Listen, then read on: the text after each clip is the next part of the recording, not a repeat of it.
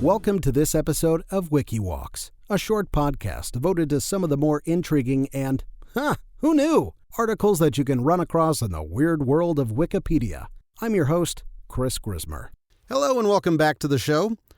This is a story that is in Wikipedia, but I first learned this in the Bill Bryson book, The Body. Highly recommend it if you're a reader, but it was just one of the most fascinating stories I've ever heard, and I had no idea. And every single one of us has been affected by what I'm about to tell you, but I bet you had no idea the origins. All right, picture this. It's the night of December 2nd, 1943. The Italian port city of Bari is bustling with activity as Allied forces unload critical supplies. Suddenly, the air is filled with the ominous hum of approaching aircraft. Within moments, German bombers unleash a devastating attack, sinking 17 ships and claiming the lives of over 1,000 American and British servicemen, along with countless civilians. Amidst the chaos, an American Liberty ship, the John Harvey, lies silently in the harbor, holding a secret cargo that would change the course of medical history. The John Harvey was carrying 2,000 mustard bombs, intended as a deterrent should Hitler decide to unleash chemical warfare. You might remember that post-World War I and the Geneva Convention, chemical warfare was verboten, not supposed to happen. But, I mean, you just gotta hedge your bets sometimes, just make sure. So, the Luftwaffe's bombs struck with deadly precision, releasing a poisonous cloud of sulfur mustard vapor over the harbor and spilling liquid mustard into the water. The immediate aftermath was nothing short of catastrophic. But what followed was a tale of secrecy, tragedy, and a breakthrough in cancer treatment.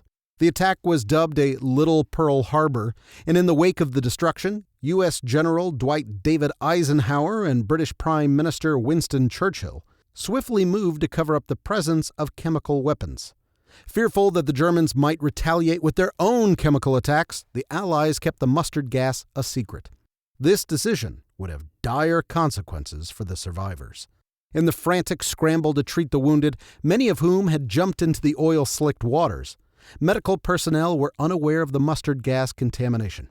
Hundreds of men, wrapped in blankets and left in their oil-soaked uniforms, were effectively marinating in mustard gas. By dawn, the true horror began to unfold, as men developed severe chemical burns with blisters the size of balloons covering their bodies. Enter Lieutenant Colonel Stuart Francis Alexander, a young chemical warfare specialist attached to Eisenhower's staff. Dispatched to Bari amidst rising death tolls and growing suspicion, Alexander quickly identified the telltale signs of mustard gas exposure.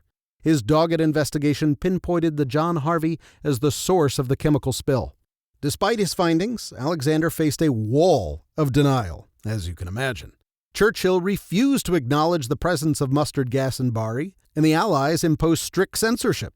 All records of mustard gas were stricken from the official reports, and Alexander's diagnosis was erased from medical charts. Yet, amidst this cloak of secrecy, a groundbreaking discovery was about to emerge.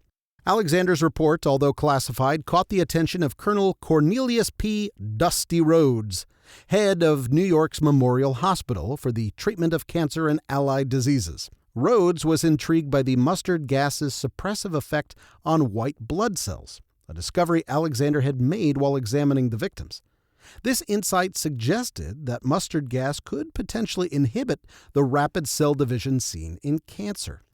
With this knowledge in hand, Rhodes saw an opportunity to turn a weapon of war into a tool for healing. He conducted further research and, in collaboration with scientists at Yale University, initiated a top-secret clinical trial using nitrogen mustard, which was a more stable cousin of the sulfur mustard. The trial demonstrated that nitrogen mustard could shrink tumors, particularly in patients with lymphomas. Fast forward 2 years to 1945, and Rhodes convinced industrial tycoons Alfred P. Sloan and Charles F. Kettering to fund the Sloan-Kettering Institute for Cancer Research. This institute would pioneer the development of mustard, leading to the creation of the first chemotherapy drug, mustargen.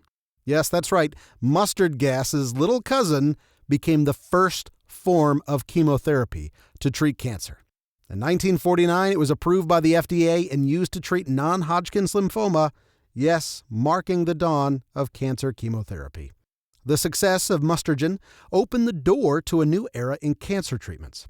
Researchers began exploring other chemical agents that could specifically target cancer cells while sparing healthy ones. This approach led to the development of a range of chemotherapeutic drugs, transforming cancer from a near-certain death sentence to a manageable condition for many patients. The Bari disaster, while tragic, inadvertently set the stage for a medical revolution. Today, chemotherapy remains a cornerstone of cancer treatment, saving countless lives and offering hope to millions of patients worldwide. While they say faith the size of a mustard seed can move mountains, perhaps a whiff comprised of mustard gas could defeat cancer.